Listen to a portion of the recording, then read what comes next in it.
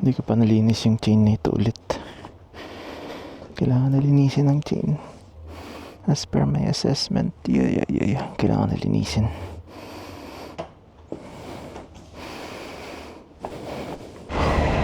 It's a good day to be alive. Weather is not so good. It's a little bit gloomy, but it'll do. Ano bang pwede nating pag-usapan ngayong araw? Ewan ko, actually, I don't feel like talking, so I feel like I need to talk about something when vlogging.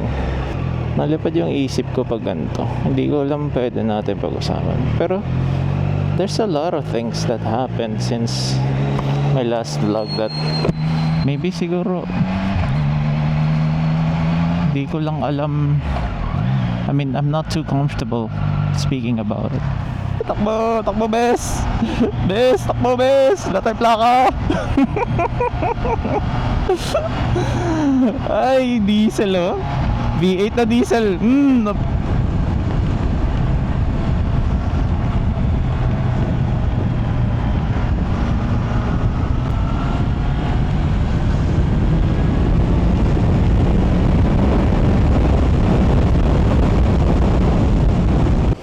Alright, so dito na tayo sa parking. Uwi na tayo. Sino ba itong nag-text sa akin? Giant triple tribute with VNB U8. August 13. Why? May pa-photoshoot sila. Okay. That's good to know. So it's been a pretty relaxing day, if I say so myself. Okay lang, actually. Hindi naman siya nakaka-stress. Medyo kusot lang yung damit natin kasi tinupi natin. Dapat matuto tayong magtupi ng polo natin ng maigi.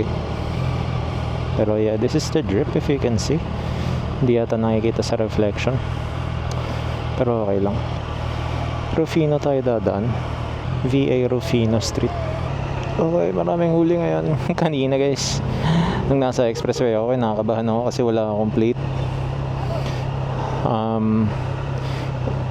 Merong motor ng HPG sa Skyway, kaya medyo hindi ko siya overtaken kasi makikita niya yung plate number, yung plate ko, ay yung likod ko na walang plate. Kaya medyo binabagalan ko lang, pero eventually nauna pa rin ako, hindi niya naman ako inuli. So yeah, kinulit ko na yung dealer guys. Ayaw pa rin nila, I mean hindi naman sa ayaw, wala pa rin akong update sa process ng plate number, pero yeah, it's a bummer. But hindi, wala tayong magagawa eh. So gagawin ko na yung due diligence ko na nag-report sa DTI.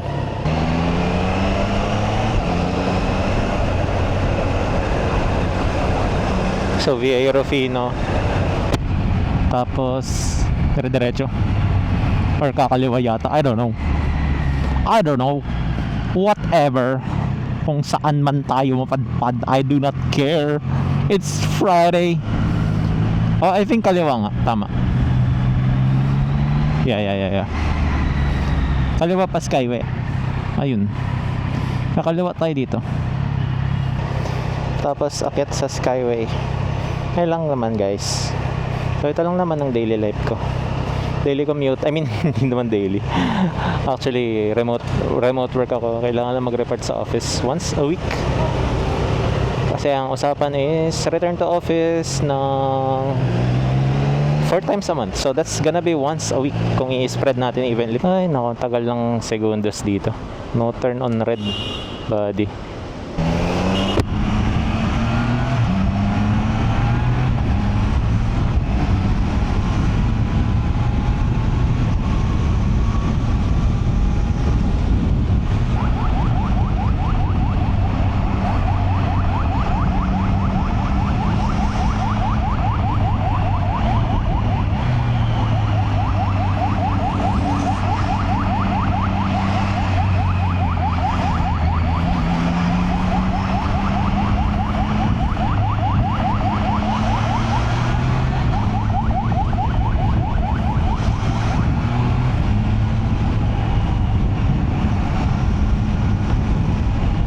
Okay.